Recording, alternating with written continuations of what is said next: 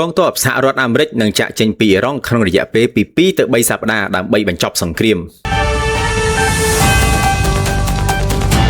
ប្រធានាធិបតីដូណាល់ត្រាំបាននិយាយការពីថ្ងៃអង្គារថាកងកម្លាំងយោធារបស់សហរដ្ឋអាមេរិកនឹងចាក់ចេញពីអ៊ីរ៉ង់ក្នុងរយៈពេលពី2ទៅ3សប្តាហ៍ខណៈដែលលោកបានអះអាងពីគោលដៅក្នុងការលុបបំបាត់គ្រោះថ្នាក់នុយក្លេអ៊ែររបស់ប្រទេសនេះត្រូវបានសម្រេចរួចហើយបន្ទាប់ពីសហរដ្ឋអាមេរិកនិងអ៊ីស្រាអែលបានវាយប្រហារអ៊ីរ៉ង់តាំងពីថ្ងៃទី28ខែកុម្ភៈមកយើងនឹងចាក់ចេញឆាប់ៗនេះយើងចាក់ចេញព្រោះมันមានហេតុផលអ្វីឲ្យយើងបន្តនៅទីនេះទៀតឡើយលោកបានបន្ថែមថាសហរដ្ឋអាមេរិកមិនចាំបាច់ត្រូវការកិច្ចព្រមព្រៀងជាមួយអ៊ីរ៉ង់ដើម្បីដកកងកម្លាំងចេញនោះទេវានឹងចំណាយពេលពី15ទៅ20ឆ្នាំសម្រាប់ពួកគេក្នុងការស្ដារឡើងវិញនៅអ្វីដែលយើងបានបំផ្លាញទៅលើពួកគេលោកត្រាំក៏បានបញ្ជាក់ផងដែរថាប្រតិបត្តិការយោធានៅអ៊ីរ៉ង់គឺនៅតែបន្តដោយលោកបាននិយាយថាយប់មិញយើងបានបំផ្លាញរោងចក្រផលិតមីស៊ីលជាច្រើនយ៉ាងធំធេងលោកប្រធានាធិបតីក៏បាននិយាយអំពីការកើនឡើងនៃតម្លៃសាំងដែលបានលើសពីមធ្យម$4ក្នុង1ហ្គាឡុងលោកក៏បានលើកឡើងនៃអ្នកប្រើប្រាស់អាមេរិកអាចរំពឹងថាតម្លៃសាំងនឹងធ្លាក់ចុះបន្ទាប់ពីសង្គ្រាមនៅអ៊ីរ៉ង់បញ្ចប់មែនហើយយើងនឹងមិនមានប្រទេសមួយដែលគំរាមអាវុធនុយក្លេអ៊ែរទៅលើយើងទៀតទេ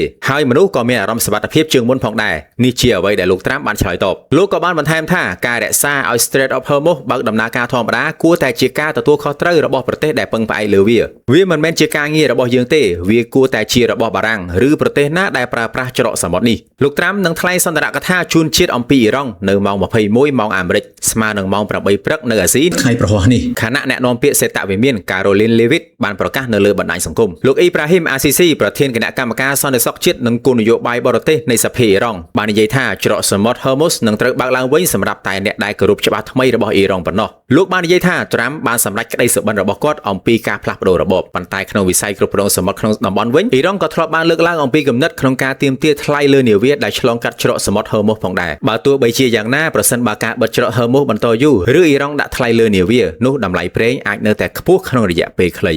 លោកសេធីរុំអ្នកជំនាញជួញដូរហាងឆេងមាសនិងរូបិយប័ណ្ណអន្តរជាតិបានឲ្យដឹងថានេះគឺជាដំណឹងវិជ្ជមានមួយដែលសង្គ្រាមនៅមជ្ឈមបូព៌ានឹងមានភាពប្រសើរជាងមុនដែលអាចឈានទៅការបិទបញ្ចប់សង្គ្រាមតែម្ដងនៅពេលដកទ័ពចេញហើយនឹងមានការបើកច្រក Hormuz ឡើងវិញនោះកត្តានេះបានធ្វើឲ្យតម្លៃមាសស្ទុះហក់ឡើងខ្លាំងមកវិញបន្ទាប់ពីព័ត៌មាននេះ